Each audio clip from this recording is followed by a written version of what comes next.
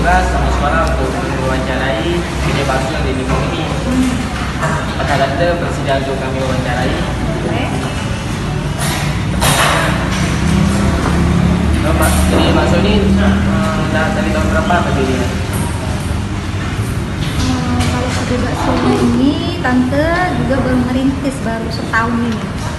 Baru 1 tahun ini. Dimulai dari Lebaran Haji sebelumnya. Jadi baru-baru aja? Iya. Sudah lumayan besar. Alhamdulillah. Di sini Tante, siapa aja yang membantu Tante di sini buat bekerja? Ya, ada dari Matang Tuli, ada dari Bandung, dan ada dari Purwokerto juga. Kamu juga. Di sini buka dari jam berapa sampai jam berapa?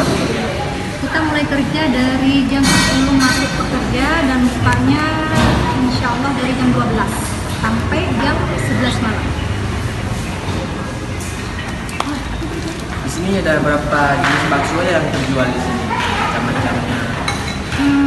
Cuman ada beberapa, misalnya dari bakso Garto, bakso Berana, bakso Mercon, terus bakso Iga.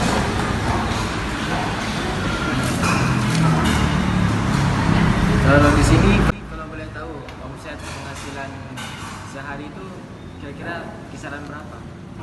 Omsetnya sih untuk perharinya nggak tentu karena rezeki kan